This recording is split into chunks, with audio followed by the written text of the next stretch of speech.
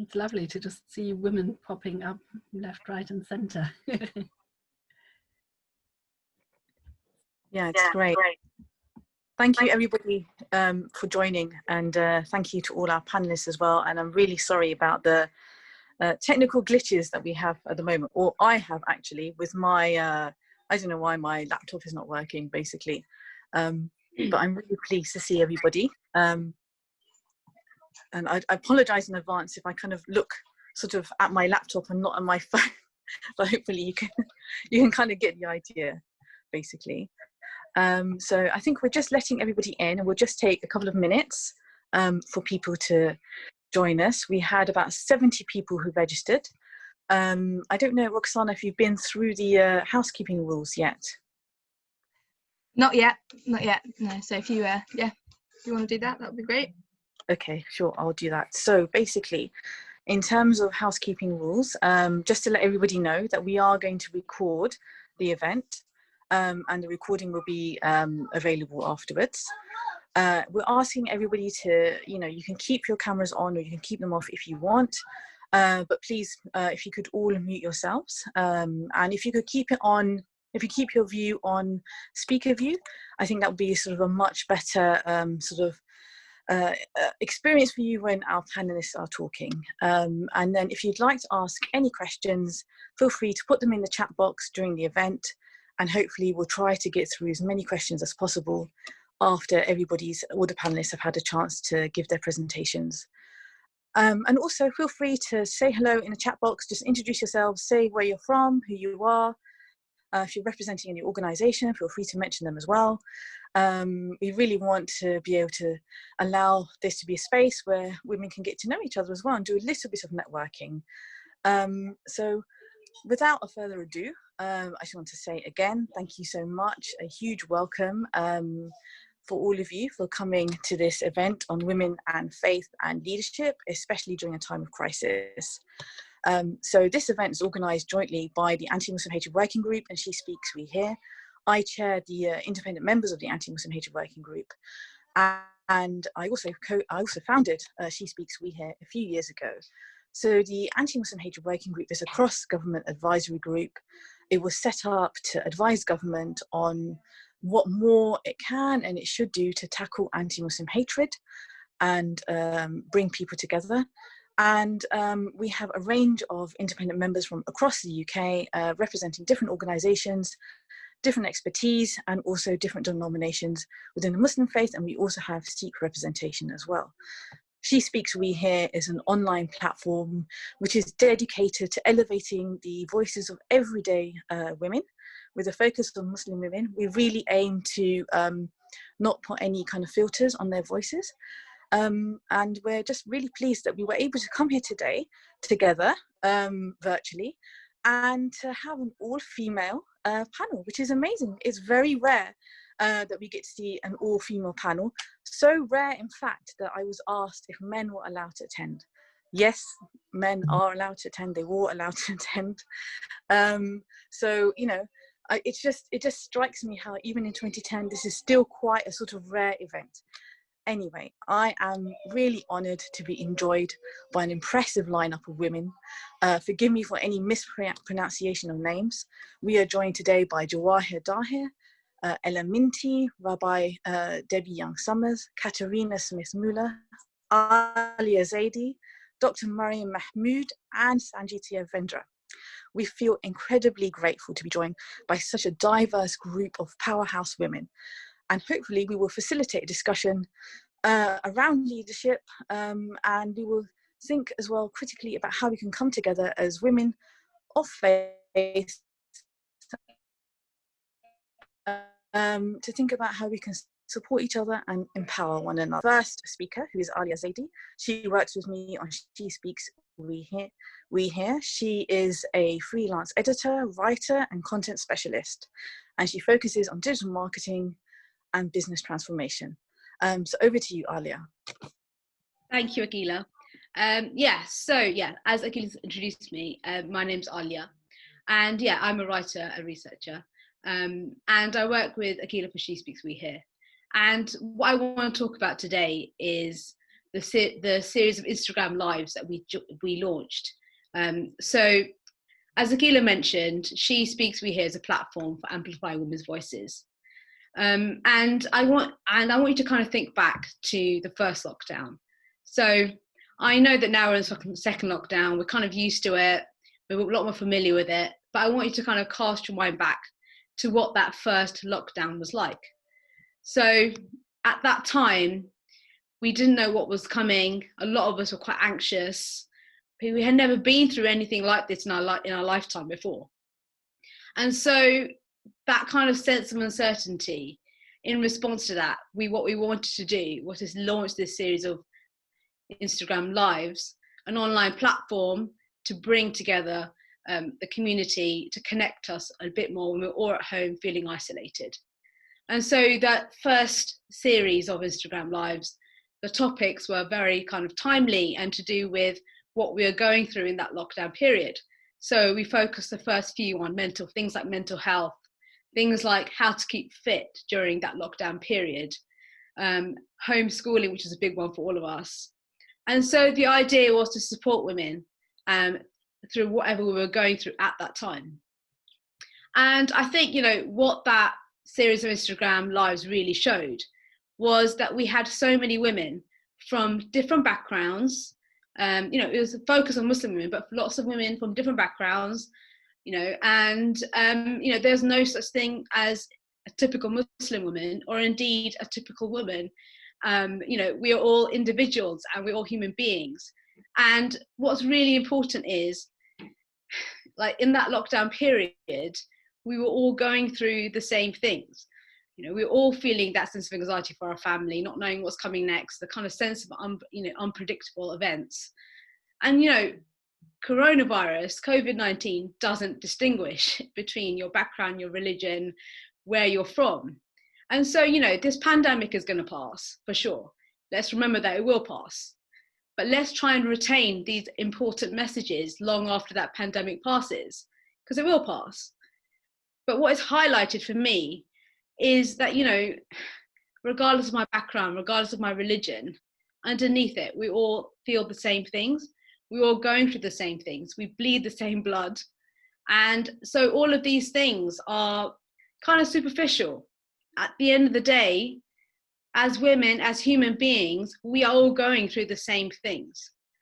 And so, that's the title of this kind of roundtable or discussion is, women of leadership during a crisis. And I want to focus on that leadership part now. So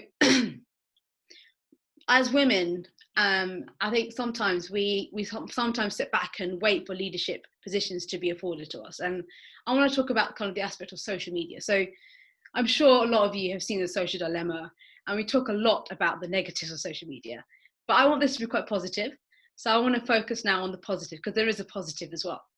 And what the positive is that social media allows you to empower yourself. It's a democratization of information, and it allows you to kind of assert yourself in that leadership position and not have to wait for the leadership position. However you choose to express yourself, whether that's writing a blog, whether that's doing Instagram Live, or whether that's, sharing a YouTube video or filming yourself in your home. And, it's important to remember that, things like virality and knowing what goes viral cannot be kind of engineered in a way. Nobody knows what's going to go viral. And so that the idea that you can have that position of power, that can be afforded to everyone through the power of social media. And so what that series of Instagram Lives really did was to allow women to own their own narrative, to stand up and express themselves, and not have to rely on being, to kind of assert themselves in the leadership positions that they see themselves in. And that's a really powerful thing. And just to kind of conclude, I think that, what's really important here is that, after this pandemic passes, let's remember that sense of community, that sense of cohesion, and let's take it with us after this time passes, because that's what those series of Instagram Lives really showed. That's what it really highlighted. And I think that's really powerful. And I think as women, that's something we can take away from this pandemic. And so, yeah, let's focus on asserting ourselves in the way that we want to see ourselves as leaders. Thank you. Thanks so much, Aliya, and thank you for highlighting how we can use social media for the power of good, because actually sometimes it's a struggle to remember that, especially, like you say, with programs like Social Dilemma, but also, you know, we have seen an increase in Islamophobia online, and you know, it doesn't seem to be going away, unfortunately, but it's good to know that actually it's still a force for good. Some really positive messages there. Thank you so much, Aliya. And now I'd like to introduce Rabbi Debbie Young-Somers. We are honoured to have her here today with us. So Debbie is part of the rabbinic team at Edgware and Hendon Reform Synagogue. She is a regular radio broadcaster and has published several articles and chapters exploring interfaith areas and creative ritual. Over to you, Debbie.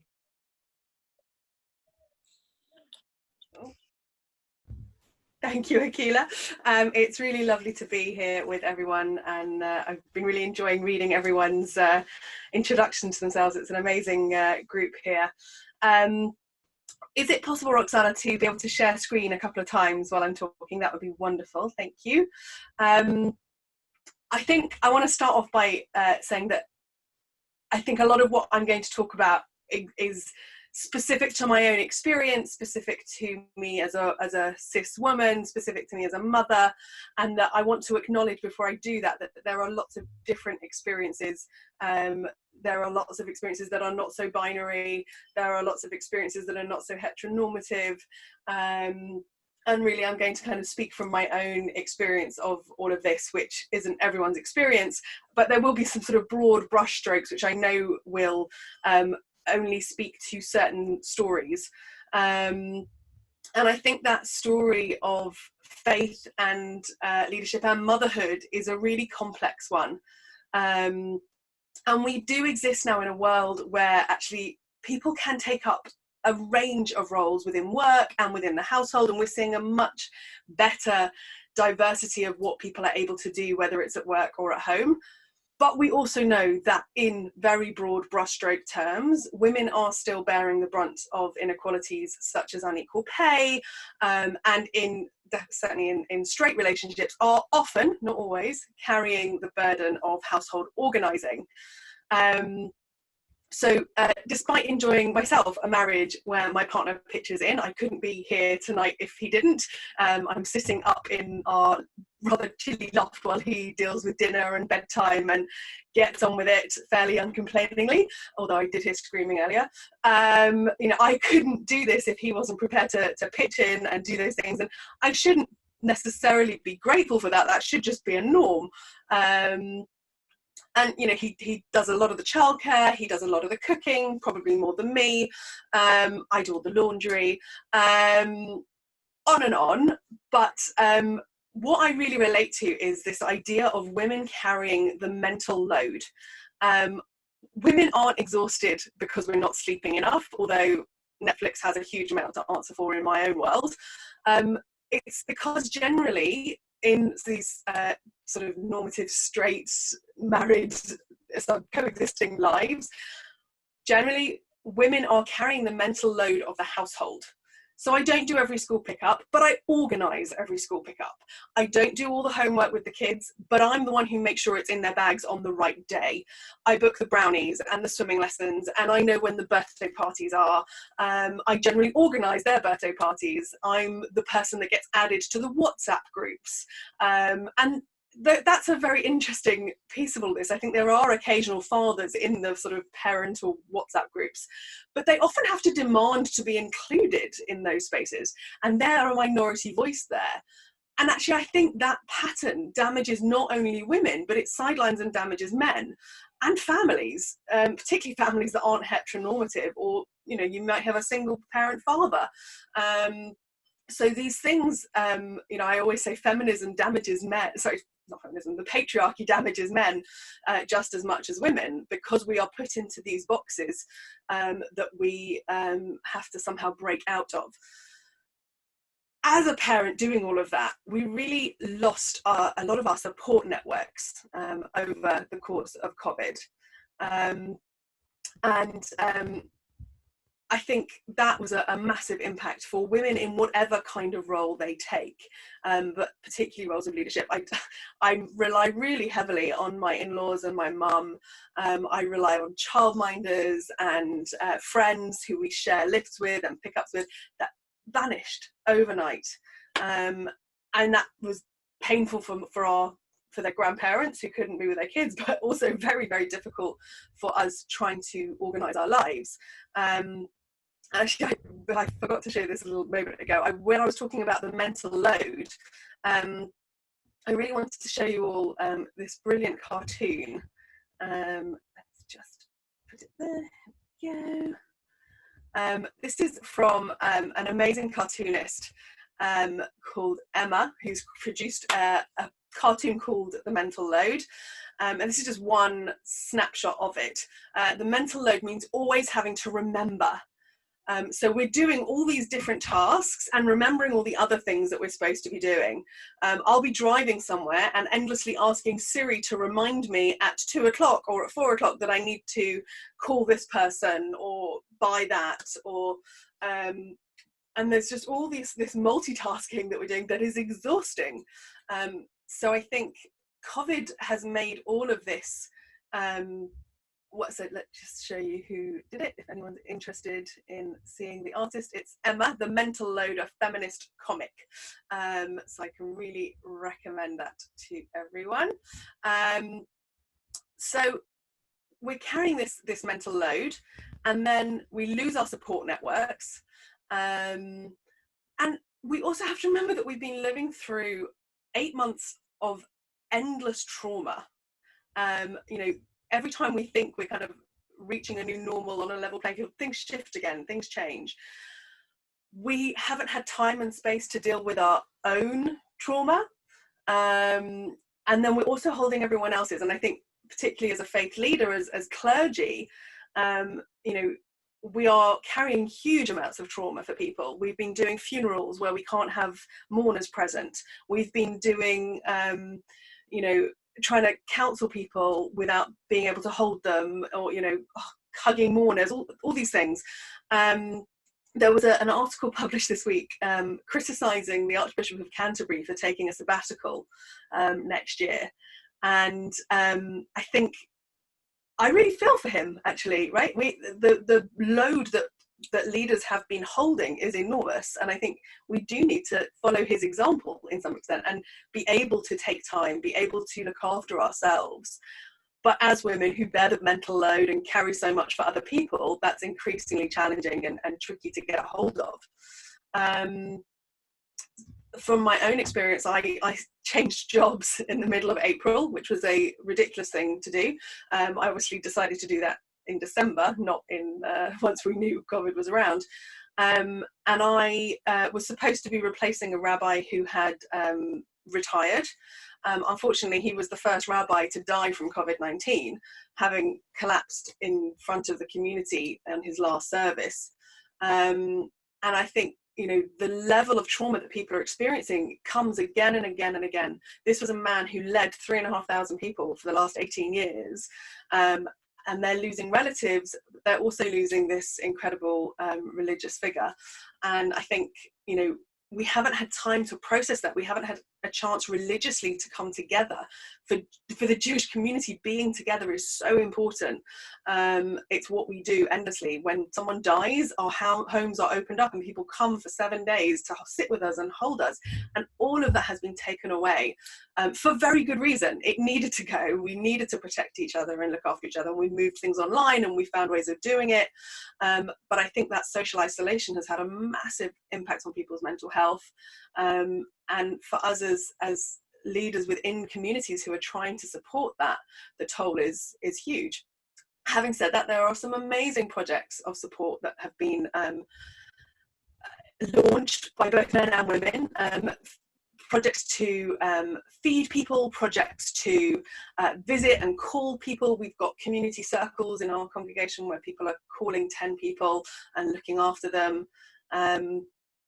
So we do see people jumping into the rescue, but we also know that whilst that's going on, women have borne the brunt of the workload through the pandemic.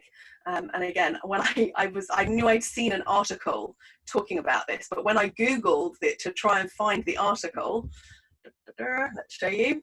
Women bear the brunt of COVID-19 work. This has been reported in so many places. It's everywhere. It's in The Guardian. It's in university studies, Economic Times, in Cambridge University writings. Women are working harder and also creating these incredible voluntary opportunities, and running who knows what else, carrying on with things they were doing before. So our ability to work has been impacted, as well as everything else. I agree, Hamid, food is a fantastic way to bring people together. And once we're allowed to share food again, I'm really looking forward to us having the opportunity to do that across space. We've been holding online cook-alongs to try and bring people together in community. But it is really challenging. The last thing I just wanted to mention, because it's the one thing that really struck me as a specifically female Jewish area that has been impacted by the pandemic, is something called mikveh, which is ritual immersion. In the beginning, people didn't really know what to do. Could you go to the mikveh? Was it safe? We weren't really sure. And for certain parts of the Jewish community, it's an essential part of their monthly lives. If they don't go to the mikveh, they don't have any relationships with their partner. For others, it's just a really powerful way of honouring their bodies or of marking life cycle events. So we have found ways of bringing mikveh back to people and making it safe. And the Orthodox community particularly has done a huge amount of work to make it accessible for their women. I'm part of a project called the Mikveh Project, who are trying to create a safe, open, welcoming space for women and men called in the heart of a wellness centre. So we've been creating rituals to help people who might be coming out of lockdown or wanting ways to process the trauma of COVID-19. The challenge, of course, is we never really came out or went in. It was all sort of a bit fuzzy as to when we were in or out, or has it finished. So I'm looking forward to a time when we can really come back together as a community to ritualize the celebration of being able to be together again, being able to hold one another again, and being able to meet one another with proper food and sharing and togetherness. So please God, this time next year, that's what we'll be able to do. Thank you so much, Debbie. The cartoon really resonated. Similarly to you, I've got an amazing husband who does, he does his fair share of everything sort of at home. But the mental load, I think it does fall to me, unfortunately. But thank you so much for sharing that. And, before we move to the next speaker, I was just reflecting as you were speaking about how actually during this time of COVID, women have really stepped up, and they're doing a lot in terms of making sure burials go ahead, a lot of the cooking, in terms of food donations and the running of like faith institutions. But unfortunately, I think, their hard work is not being recognized. And we've kind of, as faith communities, what I've observed, we've kind of fallen back into kind of just doing this sort of traditional, thinking about faith leadership in those kind of traditional ways, and always just sort of going to the kind of the head imam or the head person of the community center or whatever it is, who tends to be a man, and sort of not recognizing how much work that women have been doing, and it's leadership. It's not just work, it's leadership. But thank you so much, Debbie. I would now like to move on to our next speaker. I am delighted that we can be joined today by Katharina. Katharina is an advisor to the Catholic Bishops of England and Wales on interfaith matters. Over to you, Katharina. Thank you. Yes, I'm currently the interface advisor to the Catholic Bishops of England and Wales, but just to make matters more topical, I'll cease in all likelihood to be that as the position is being made redundant. So I'm still here as the interreligious advisor, and I didn't just arrange that to fit in with the COVID theme. But I'm also here and maybe mainly here as, a Catholic woman in the pew, who trusts in the Holy Spirit, and where the Holy Spirit is trying to lead us, and everything that seems to be an obstacle, or possibly one change to many, as you said, Rabbi Debbie, in the current climate, you know, just as we get used to something, we moved on to something else. And I'm going to betray my very sort of brief and superficial Hebrew studies when I say it, but as far as I know, the original Hebrew for the Holy Spirit is ruach. Is that, I'm looking at you, Rabbi, is that right? Yeah. And that's a female noun, you know, so right at the core of all of this is a female power in the Holy Spirit. Yeah, I really think sort of my own story is fairly typical during COVID. Of many women. You know, I'm working part-time. I was on furlough for a long time. My husband has continued to work full-time. I've enjoyed the company of my children over summer, where there was no nursery, no school, no backup, no support. And I read a headline, I think today, that says women's equality is thrown back, I think, 25 years as a theory, isn't it? Yes, I can see nods there. But I think there is also an opportunity, without sort of wanting to glamorize it, or even sort of say too strongly, oh, there are good sides to this because there are people dying, you know, so and this isn't outweighed, the suffering isn't outweighed by this. But I think that there is opportunity to find strength and inspiration, and I like the word inspiration because it immediately puts me in the mind of the Spirit, you know, who is moving me, who is moving us, I trust. So it's a women, it sort of puts the women at center stage, I think, as both Akeela and Rabbi Debbie said, in home learning, you know, sort of shaping the next generation. Most volunteers, I know, say for food banks, are female, and it is that sort of mental load, the emotional work that women do that becomes very important. But it also means that, and I think that's a really good point about the mental load that we carry, that's just sort of increased, doubled, tripled for us, the emotional work that mothers and wives do, not because they necessarily should, but that's how we're raised, and that's how we do it in our society. So it's often also the women who are left in the domestic chaos and in the sort of humdrumness of life. And I think there's a real opportunity to turn our view of this humdrumness, of this boring everyday life, this chaos around, and redefine it as a sort of as an existential experience, as an important experience, because certainly the God who I have come to know is a God who's fully joined humanity. You know, that's sort of one of the core beliefs of my Christian faith, that God has fully joined us in this chaos and has fully grabbed the opportunity to make himself known in the present moment. And I think there's a real opportunity for the church there to see that, yes, it's been painful not to go to Mass, and it's been painful not to have the community, and it's been painful, I think, particularly for Catholics, to miss the Eucharist. But there is a real opportunity to sort of take that energy that leads out of the chaos to become the church who I think we are called to be. Pope Francis called it sort of a church that is involved, a field hospital for the sick. So we can't be back in the building behind the safe walls, and that's a temptation in these times, which I think makes it doubly difficult. We're tempted to withdraw to what we know, and what we know is safe and our own identity. But even more than ever, we need to learn to live in that chaos and in the mess and in the childcare falling through and in the tears changing. And I think it's a very good learning opportunity for us as people of faith, but also for faith organizations. And I really hope that will come through in a way that I imagine.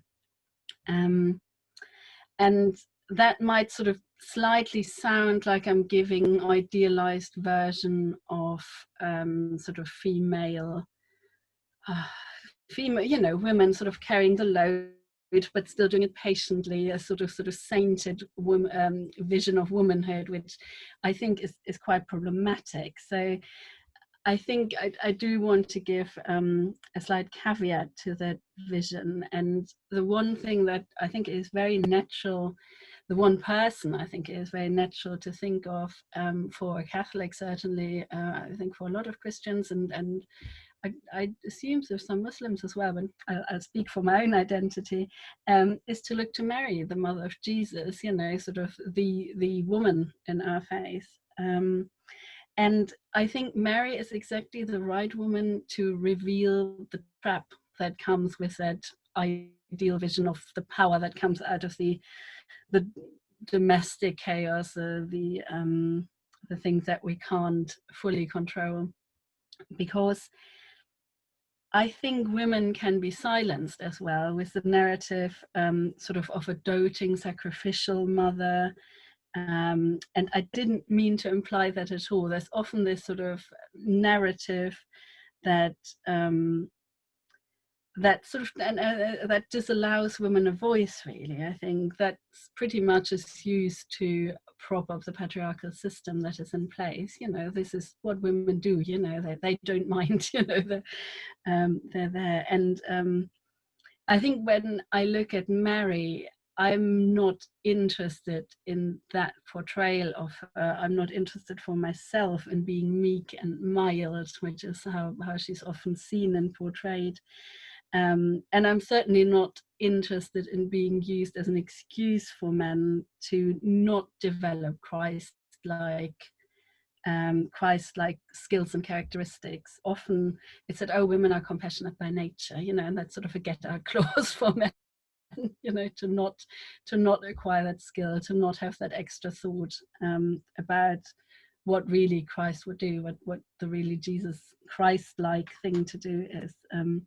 In that particular situation. And that's another dangerous narrative. Women are naturally good at this, you know, this sort of, oh, well, women do it, you know, they don't have to put the work in, and that denies that mental load that we carry quite often. And Mary is sort of portrayed as this woman who says yes, you know, the obliging woman, the woman who doesn't cause a scene, you know, who just sort of goes with the flow, potentially because she doesn't quite understand what she's saying yes to. And I think that's not who she is, you know. If we look at what Mary was saying yes when she said yes to God's plan of making her the mother of God, of a sort of a tool and a co-creator of God's humanity, that's just something that was countercultural and revolutionary at a time. We're looking at a teenage pregnancy out of wedlock, you know, so there's nothing of the meekness there, I don't think. She was ready really to follow sort of quite a wild path, an unusual path, in the sense sort of a wild heart that is happy to go where she is led, but where her own conviction leads her to be, and its own authenticity leads her to be. And I think female leadership often shows that particular courage by necessity, just because we have to. And a yes to what truly matters, just like Mary's, can really change the course of humankind. You know, if we allow our voice and our yes and our signing up to things to go against the grain and not to be used for a certain image of what being female should mean. Yeah, I think if we sort of, Mary is another reminder, I think, of not letting this, our gifts and our engagement be instrumentalized, not to let it remain quiet, because that inspiration that I was talking about that can come from the chaos is often silenced by these. So religious structures need to find this respect for all their members. They need to have listening built into all their members, male and female.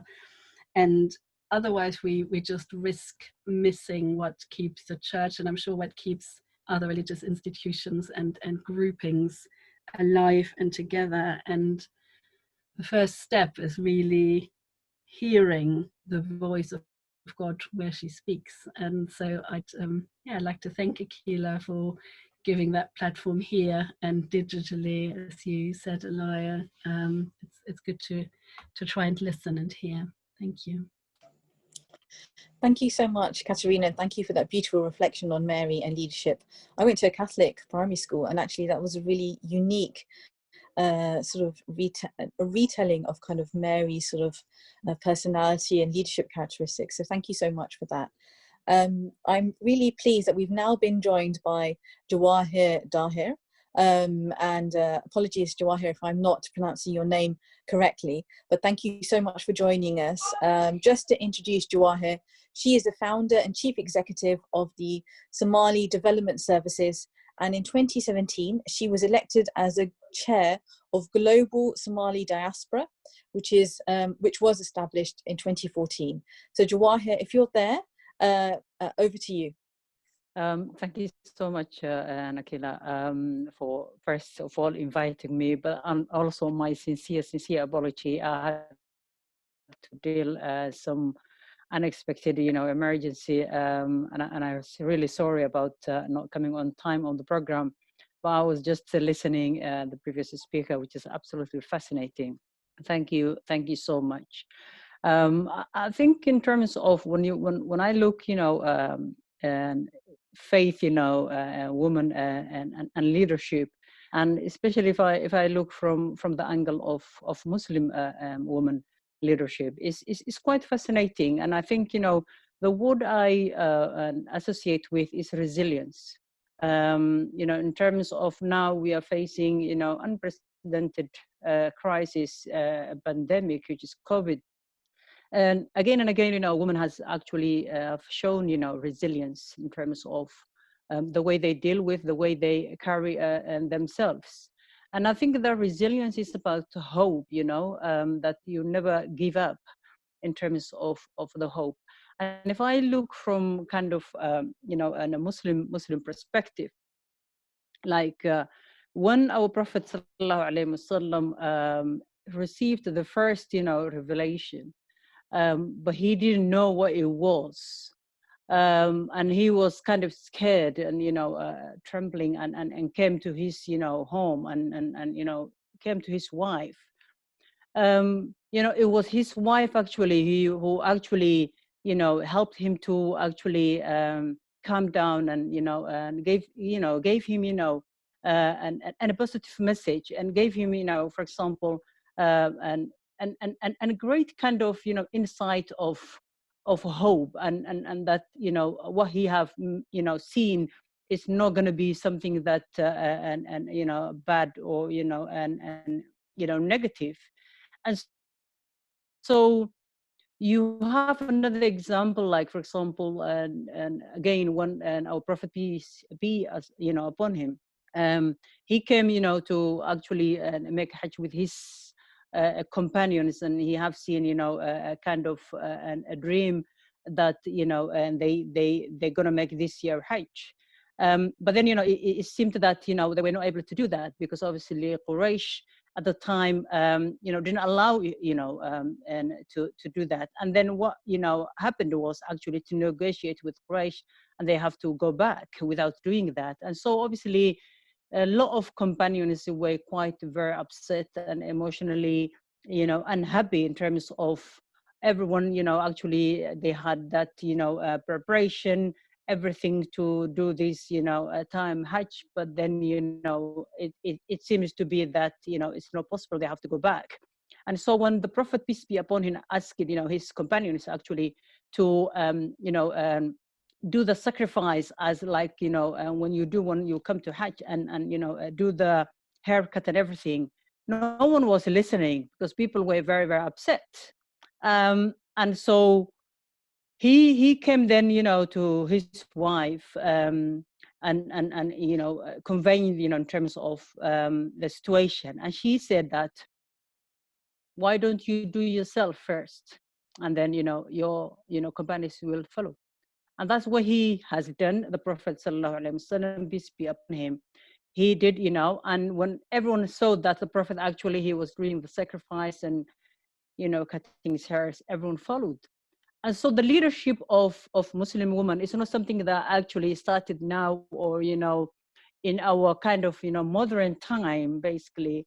And over the years, and we have seen, and Islamically and historically, the role of Muslim women in terms of leadership. And always, that's why I'm saying, like, resilience and hope. And these are always, kind of, and balanced, because when you have that, when you have hope, then you have that resilience built in yourself. And our religion actually, tells us that you don't give up in terms of, the mercy of Allah, and our God. So you don't give up on that, no matter how hard the situation is, how difficult and challenging is that the situation you are facing. You don't give up on that. And so that there's, at the end of the tunnel, there's light. And so keeping in mind that, help us, as a woman, and in faith, that there is hope, that you keep going, and you lead with positivities. And during COVID, like, for example, in my capacity, what we have done was, like, we have seen, we will have, all the plans and the work you were planning to do, it was almost impossible to do. And what do you do? So basically everything canceled. And so now, we have this, again, other opportunities to continue our work now. And is great example of the sessions we're running today, basically organized by and Muslim faith of leaders. Despite, the challenges of COVID that we are facing, and so on. For example, our organization, Somali Development Services, is supporting the most, vulnerable and disadvantaged communities in our societies. That has been hugely impacted on COVID, and so that work goes on remotely. And there are people who are 24 hours and at the end and of the phone or computer that's supporting these people. But what we have done also was actually to raise awareness and of our communities, so that we run campaign nationally, internationally, to help and community actually to cope with this, share information, experience, expertise, misspell wrong information. And so I think in terms of COVID crisis, we have seen women who running food bank, who actually helping those vulnerable, delivering and medicine and all kind of stuff. And so I think in terms of and faith, leadership, I always say, like, women are the backbone of our society and of our community. And I think especially and with faith, people have always hope, and that makes us a resilience. So I don't want to take more time than I have been allocated. I think I may have run out my time, and I can see Akeela is looking me. And again, thank you so much for inviting me, and I'm sorry that I missed my previous slot allocated initially. Thank you. Thank you so much. And I really love the positive messages of hope and resilience. I think sometimes we forget, you mentioned that women are the backbone of our communities, but I think we forget sometimes that is a form of leadership, being that backbone. And I think we could all do a bit more to recognize that and validate that. So thank you so much for those beautiful examples as well from our Prophet. I'm going to move on to our next speaker now. And I'm really pleased that we could be joined by Dr. Maryyum Mehmood.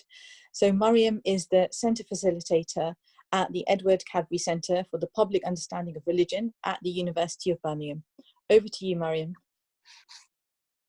Hello, everyone. Firstly, thank you so much for the opportunity to speak here today, alongside some incredible women who I admire and who I look up to.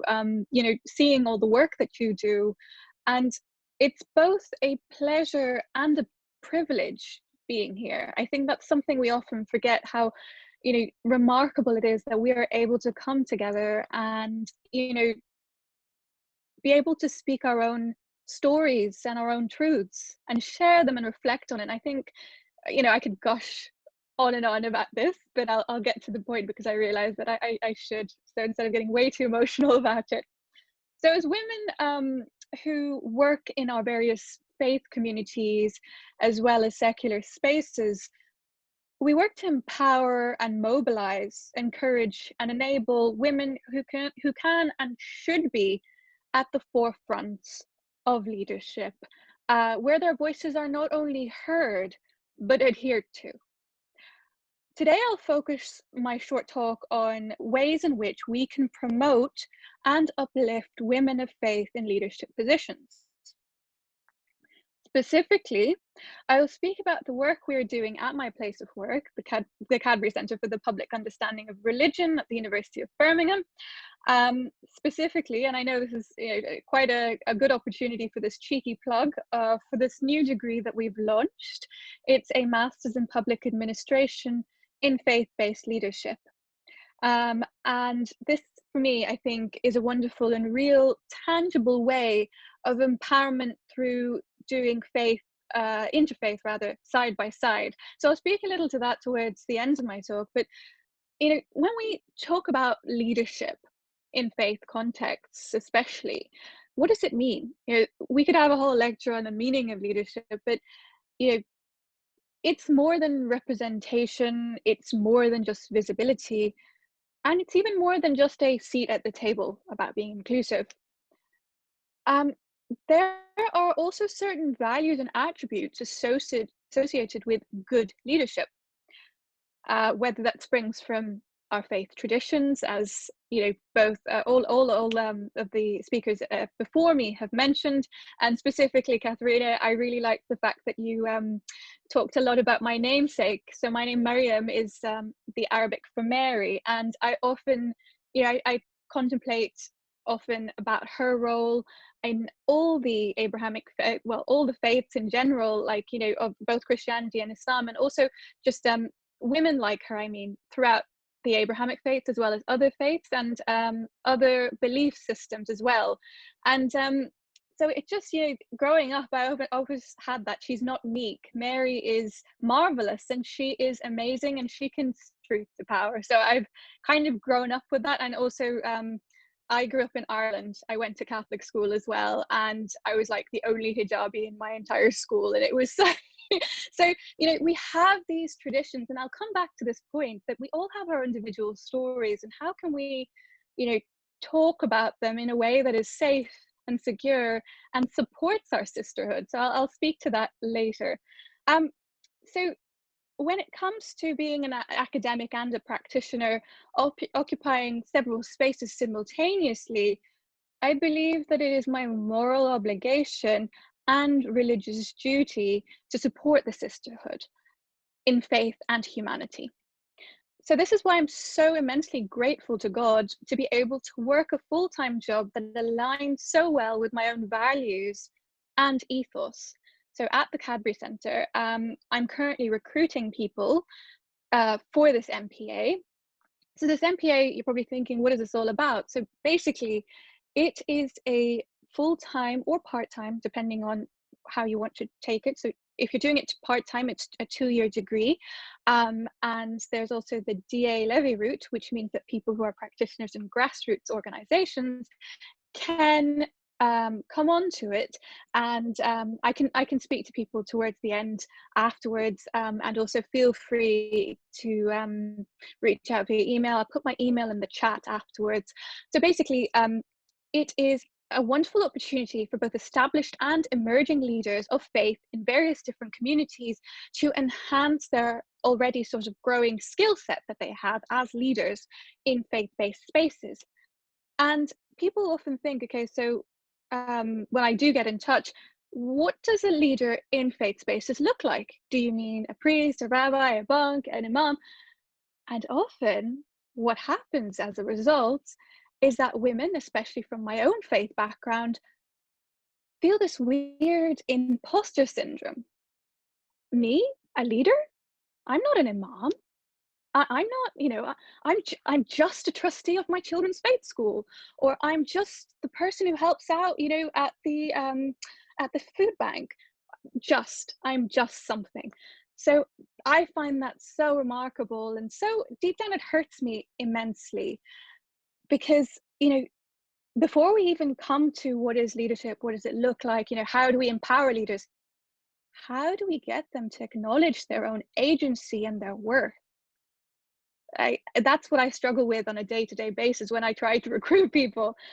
And how do we, as a society, unlearn certain stereotypes that we have, you know, that perpetuate in our midst, and reaffirm that we are not just, you know, human beings with our own sort of, you know, I love the stories that you were sharing earlier, especially Rabbi, when you were talking about, you know, there's more to me, and I may not speak on behalf of everyone who is part of my faith. I come with my own story, I come with my own life experience, and I'm here to share that. And I value this so much, tremendously, because when I'm sitting with people, I'm trying to recruit them, obviously sitting via Zoom, because, you know, these days, and, you know, I say to them that the idea of leadership as confined to a place of worship, specifically faith-based leadership, is not how it should be. Life is changing, and with that, what a faith leader looks like is also changing. It's evolving, and I think part of my role is almost being like a sort of I wouldn't say therapist, but somebody who's kind of there to, like, kind of inspire them, to inspire themselves, to uplift themselves. I'm not here to give a voice to someone, or, you know, give them agency. They have agency, they have a voice. My role as, I guess I'm a leader. See, this is where the imposter syndrome kicks in. I'll say it firmly. As a leader in faith-based spaces, it is my duty to uplift them and make them realize who they are, you know? So that, I think that is what leadership at its core means to be. I've totally gone off script here, but and I've gone over time, but I'll finish on this. I feel so strongly that we talk about women in faith leadership roles, and we remember that our responsibility as women in positions of relative leverage and standing in society, that we need to remember a few things. It's wonderful that we do interfaith work, but I also feel within our own spaces, there's a tremendous amount of intra-faith dialogue and work to be done. We need to remember that women who are, you know, of the same faith as us, they all have their own stories, their own experiences. And as Aliya said earlier, we are all individuals. There is no one cookie cutter Muslim woman, right? There is no woman who looks the same. There's no cardboard cutout. I am just as much of a Muslim woman as my sister in faith. Just because I do not wear a headscarf, just because I may speak or look a certain way, doesn't make me any less or more of a Muslim than anyone else. We are not a monolith. And once we understand this, and once we cherish this difference, that's how we're going to grow together. That's how we are going to affirm one another. And that's how our spirit of sisterhood is going to grow, and our leadership is going to flourish, right? I'm sorry for this. I hope it's positive and uplifting. I've gotten really impassioned by it because, you know, I see this often, you know, where we sit together and where we're talking about our experiences, and, you know, somebody, I hope my voice reaches those who probably feel that, you know, what does a leader look like? Am I really a leader? You are a wonderful person of faith, of humanity, and you, my sister, are going to trailblaze, inshallah. Okay, so I will leave it there, and thank you so much for the opportunity, Aliya and Akeela. Thanks so much, Maryyum, and thank you so much for all those wonderful nuggets of wisdom. You know, I can admit that I often use the just kind of, you know, I just whatever, and I often suffer from imposter syndrome. And I just, you know, thank you for that call of action to all of us as women. you know, whatever our background, is basically not to do that. So thank you so much. I'm going to move on to our next speaker now, and I'm really privileged, really glad that we can be joined by Sangy today. Sangy is the head of Women and Girls at Harrow Cricket Club. I used to be a bit of a cricket fan when I was a teenager, not so much now. And Sangy also works for the England and Wales Cricket Board. So welcome, Sangy, over to you. Thank you. Can you all hear me? Just a few thumbs up. Yeah, brilliant. Thank you. Maryyum, I've got to start off first saying I love that cookie cutter analogy. I'm going to be using that all the time now, so thank you for that. I've got a little bit of a unique position. So my faith myself, I'm actually a Hindu woman, but as part of my role in cricket is I go into temples, mosques and gurdwaras and any communities generally to make cricket accessible and bring cricket into communities. So I've got a bit of a unique position that I can kind of see common themes across whatever religion it is, really, to be honest. And part of these cricket programs really is to get women involved, regardless of their knowledge or experience of the game, to run the junior cricket programs within the communities. And I guess it's twofold. It's one is the minute you say cricket opportunity, all the men come running through. So really want to create opportunities really for women to get involved in the game. And the second one is we want these women to be inspirational role models to young children. And I guess this is where they take that leadership position through the sport. And it sends messages, actually. It sends messages to girls that the game is actually for them, and it sends messages to boys as well, that it's not just men or boys that get involved with sport, it's actually girls. So it's actually a good, through using sport, changing mindsets. So it's a long-term piece of work, really, changing mindsets, and that's a leadership piece. And unfortunately COVID-19 did have a bit of a negative impact, obviously, because we couldn't do as much delivery, but there have been the odd places where, even though we advocate for women to run these programs, just the social distancing and risk assessment measures just kind of naturally didn't give the opportunity to those women to undertake these roles by default. I think just the risk assessments, they kind of reverted back to, oh, what's easy? Let's just make it men only. Let's not get the women and children involved. And these are across all faiths. I can't particularly label any one. And we just got to be careful that we don't revert back to the old ways of working, that the opportunities of women, and it shouldn't just be considered as nice to have. I think people do underestimate how damaging it is for the future generations, not just for girls, it's for boys and girls, because like I said, this is all about a mindset piece. But saying that, at my cricket club this summer, I was a bit concerned that, oh, you know, what's this going to do to women and girls?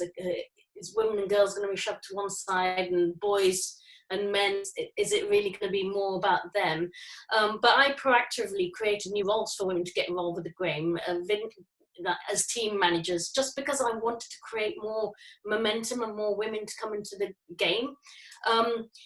So you see, it's a balance. So COVID has had a negative impact in a lot of places, but then I believe it's also individual as well. So for example, I'm sure if I look at Debbie, you probably would have heard of the Maccabi Games, which is what the Jewish community actually run for the Jewish community. We've actually had Sikh Gurdwara in a time where it's kind of crisis. They've come together, and it's just one woman that's just decided to drive this initiative through, that she's actually now inspiring and going to create the Sikh Games for the future generation. So I guess we need more voices to stand up. We need more voices to challenge. And I personally believe it's the ownership sits individually. But I just want to talk a little bit more about the self-recognition, because I know a couple of you have already touched up on it as well. But what I've seen from communities that I work with all over social media, and Aliya, you'll see this as well through all your work through social media, women pretty much still did run a lot of projects throughout COVID time. So for example, my name, the Swaminarayan Temple, I'd see tweets from them all the time. We're delivering food to St. John's Ambulance or hospices or key workers, and actually it's pretty incredible, powerful work that's been done. But sometimes I think women, we just don't take that recognition of it, or we don't tend to realize some of the work that we've done. We just think it's cooking and we just delivered it, but it's not. That's phenomenal. I mean, I don't know how many women can agree with me, but I barely can put a meal together for 4 individuals in our house, 2 big full humans and 2 little ones. So for me, that's incredible. So it probably goes into my next questions, where we have to question, well, what is leadership? What do you consider as leadership? And I think we almost have these stereotypes in our own heads. So daily tasks that we do, like cooking or organizing the kids' backpacks and things, we kind of take that for granted, and sort of, we don't recognize the power and the drive these initiatives have. There's skills that you need to be able to do this. And I think sometimes as women, it's something we have within ourselves. So as an example, I run a women and girls section at my club, and a few people have actually commended me on a big part of some of my work that I've done. And I often turn my face and say, no, it's really nothing. But actually, I think when we stop and we think and acknowledge ourselves, we can truly self-believe in our abilities, and we can truly say, yes, I am amazing, and yes, I am a role model. And actually there is nothing wrong with that, and everyone has different skills that make them leaders within their own rights. So you often have to kind of stop and think, would you want the next generation to be inspired by the good qualities you possess? And if you can truly say, well, yes, I do, because, for example, I want young girls to play sport. I want them to have the same opportunities as men and boys in the game. And I think when we are empowered, we can really push through and really inspire people around us. So I think there's this thing where, as women, we feel too humbling, where we have this fear of being judged, of who does she think she is, or do people really think I'm really arrogant, or am I really full of myself? But I believe, there's just some snippets of what I've just been discussing, I think we need to sometimes just take a few deep breaths and say, no, do you know what, I believe in myself, I believe in me. And I guess the words I like to leave with is just kind of, believe in you, believe in yourself, be authentic to yourself. You don't need to change anything about you, empower yourself, and I just believe the rest will follow. So thank you. Thank you so much, Sangy. Beautiful words, and especially, for us to believe in ourselves. I think that is really, really important. And even though I was disappointed to hear about how some places worship, and I know I spoke with you about this on the phone before this meeting, but how some places of worship have, unfortunately, because of COVID, they've just said they're going to do the easy thing and only allow men to visit them. And that's, that's a challenge, something that we need to kind of address. So we now have some time for questions, and we've had some questions coming through. So I'm going to start with Rabbi Debbie, if I may. We've had a question, which is, sometimes COVID has resulted in us being, sorry, let me start all over again. Sometimes COVID has resulted in us being in a bubble and not meeting different types of people. And you touched on this in your presentation, Debbie. And the question is, how can we build cohesion to ensure our views can continue to be challenged?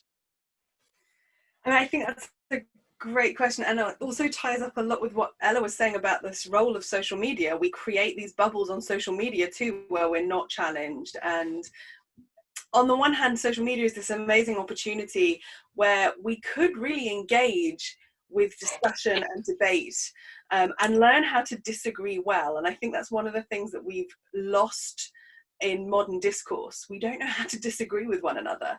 And I don't think we have to all be the same. I don't think we have to all agree on everything, but we need to know how to talk to one another.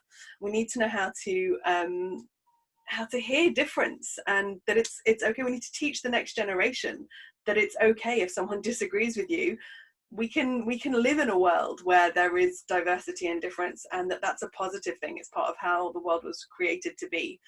I think there have been, on some level, there's been an explosion of opportunities for people to, and women in particular actually, to engage during this time with things like this on Zoom. We have found in our synagogue that people have attended our educational events, some of which have had an interfaith flavour, in much greater numbers over lockdown than if we had asked them to personally come out to the synagogue and participate in something. And I think for women particularly, that is a huge opportunity, because we don't have to worry about getting a babysitter. We don't have to worry about going out in the dark and, you know, finding a place on our own and getting lost. And we can just snuggle up on the couch and turn the computer on. And I hope that those sorts of things actually will help take us forward as we come out of COVID, that we'll use these technologies even more to make these things more accessible for people who are housebound, for people who are unable to get out so easily for lots of different reasons.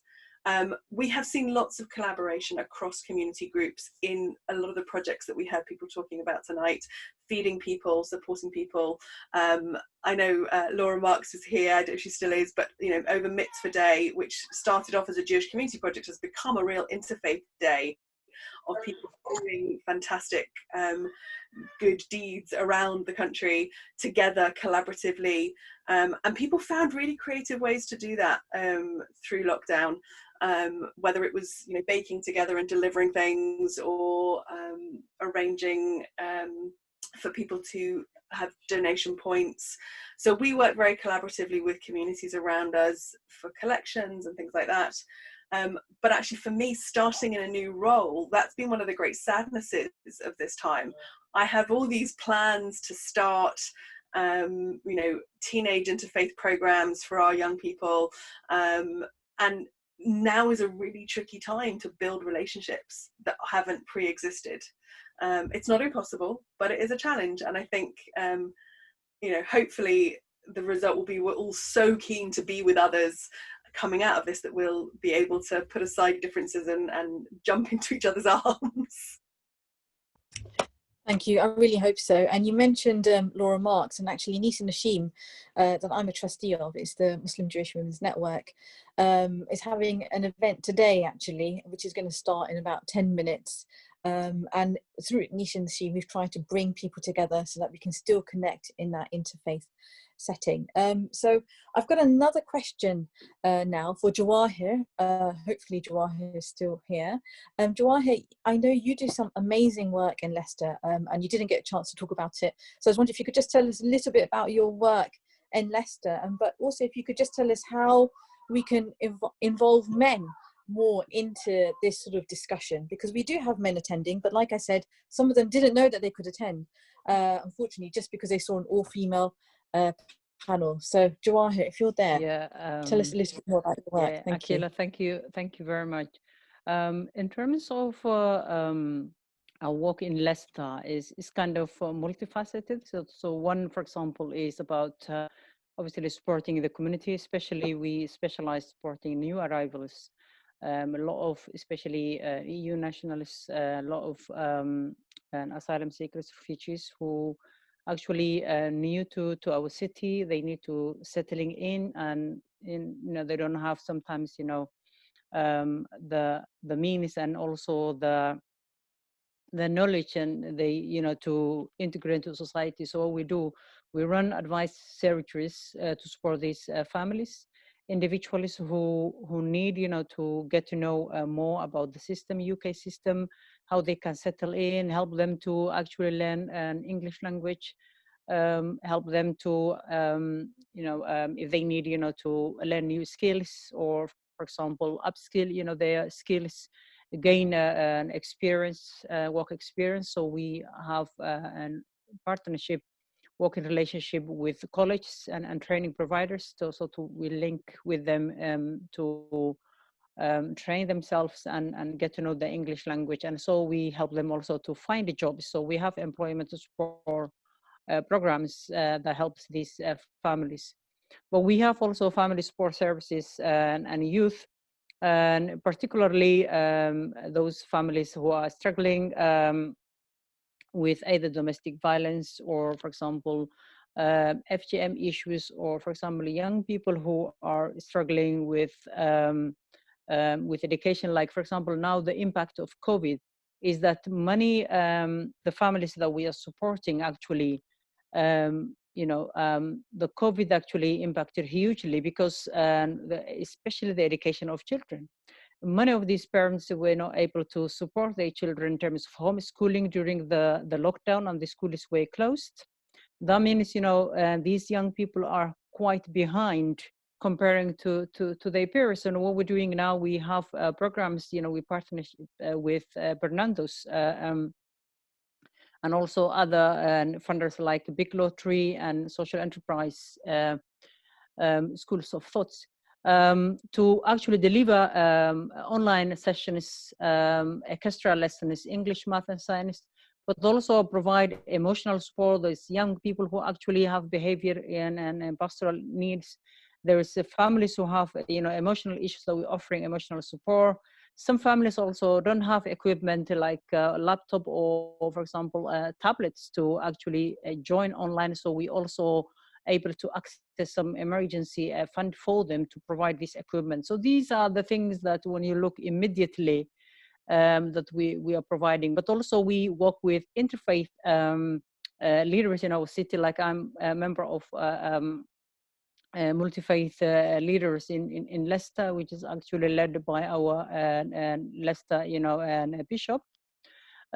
We have also these collaboration work, with local authority, with other voluntary community sector, because when you look, especially now, COVID, it again, highlighted how it is so, paramount and even more important to people to come together and work together, no matter, the difference, whether we are different faiths or whether we are different race or whether we are different colors. It showed, our Leicester, our community, actually, how we come together, mobilized, in neighborhood areas. And like, for example, I am in my neighborhood area and Spin Hill area, a part of that. And we know, in terms of locally, strategically, which, for example, neighborhood, who, organization is active. And we will be able to refer, people in terms of according to their needs and how and best they can be supported. And I think that's one of the things I always say, Leicester is unique, kind of thing, because, we kind of work very closely with the police, with local authority, with business people and voluntary sector, very kind of and much together. And so that is the Leicester work in very summarized, I'm so sorry. I was just saying thank you so much. You're doing amazing work in Leicester, and I'm just a little bit conscious of time, so I'm just going to try and go to the other panelists and ask them some questions as well. Katharina, I can see that you answered on the chat a question about, how lockdown has changed you in any way. So if you want to maybe just sort of vocalize that, your answer. Yeah, I sometimes feel like this is sort of what we've spent our life setting ourselves up for, as people of faith. I think we've hope, it's a learning process. I'm not saying it's finished, but this is what we do, isn't it? We trust, even if it doesn't look like our trust is justified, and we try and believe that there's a plan. We sort of try and carry on, and we have had all these beautiful festivals. I don't know about everyone else, but every single sort of day that's slightly special, we've tried and marked in this family, just to have some variety. So we've had all these beautiful religious festivals, which, going into winter, which show there is light, and light prevails, even if we can't see it at the moment. And we have Hanukkah and Christmas coming up to show that as well. So yeah, I think it's a spiritual exercise, going through this, living through this. I mean, that's speaking from a huge place of privilege, because I think you can only use it as a spiritual exercise if you have that sort of mental space. But if you have it, then it can be that, I think. Thank you so much. Maryyum, I wanted to come quickly to you, and you touched on this in your presentation about some of the challenges of kind of not fitting the kind of stereotypes as a woman, as a Muslim woman. And I know this week you've had some challenges on Twitter. So I was wondering, if you could just tell us a little bit about how, and very quickly, how do you, what are your tips for dealing with those sorts of challenges as a woman in a leadership role? Thank you for that question. I think, as somebody who is of the faith group, and I like to reflect and introspectively look at, reassessing my own purpose in life, and what not only my role as a leader means, but what does my faith teach me, and how do I live my faith, right? It is done in such a way that, you know, it might be different from other people, but that's it. It's cherishing those differences. But for me, such moments of conflict are opportunities for reflection and for growth and for reaffirming what I stand for. And for me, that is harmony. That is about bringing each other, whether it's face to face. Often there'll be points of contention, even within groups that are supposedly solid and together. And I think the best way is that we sit down and first we have a conversation with our own self. And we see this as a moment for us to, you know, sometimes our messages aren't conveyed well. We try and deliver them in a different way. You know, empathetic, because yeah, you mentioned something that happened on Twitter. So I called for kindness and empathy across the board, and I was met with hostility. So it just goes to prove my point that there is a lot that can go wrong, even in delivering a message of peace. After all, you know, whether it's any prophet in our faiths or any messengers of faith or anyone who delivers an inspiring message, and I'm nowhere saying that I'm near as, you know, an eminent figure as they were, inspiring as they were, but they're the people we follow, and they were met with such hardship, right? How did they react? By turning the other cheek, by embracing in love and kindness.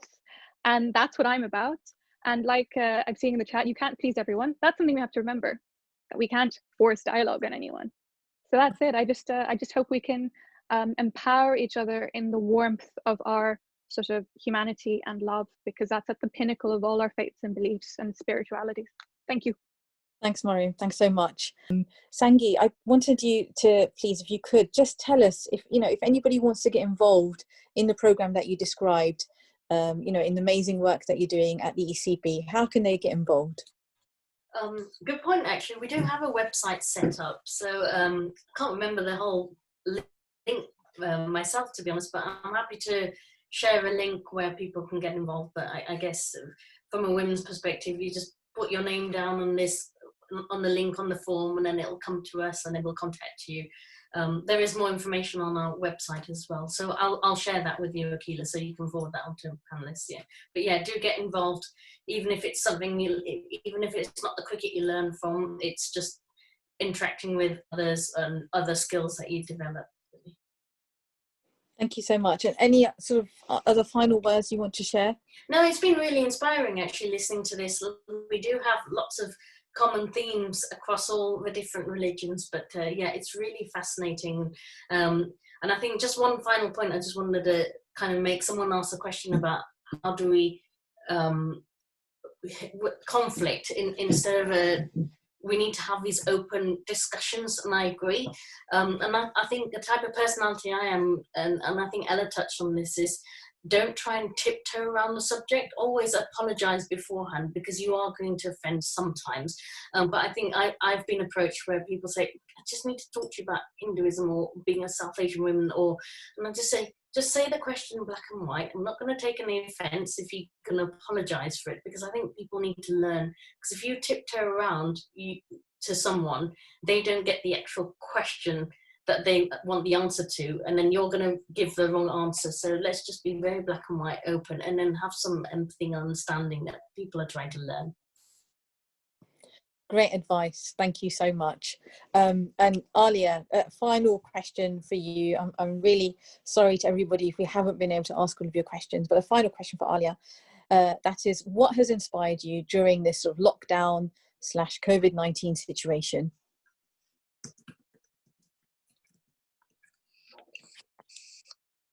Aliya, I think you might be on mute. Sorry about that.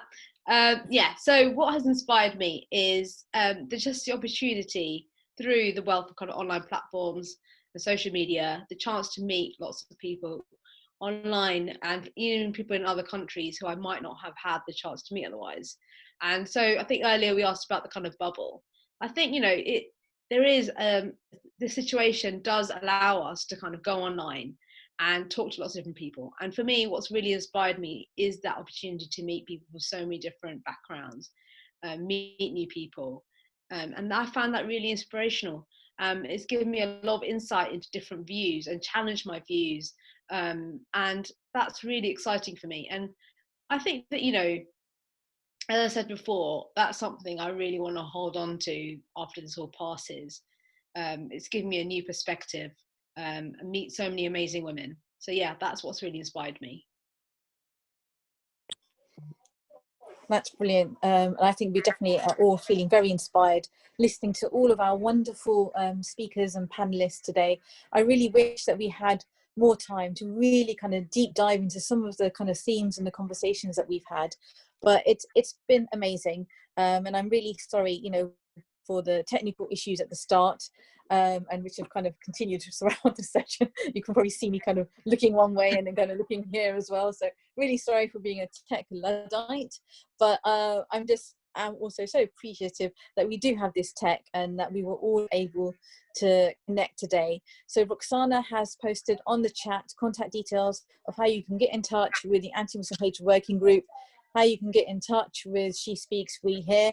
It's been brilliant to meet all of you. Thank you so much for attending today. And I really hope you have a wonderful evening. Take care.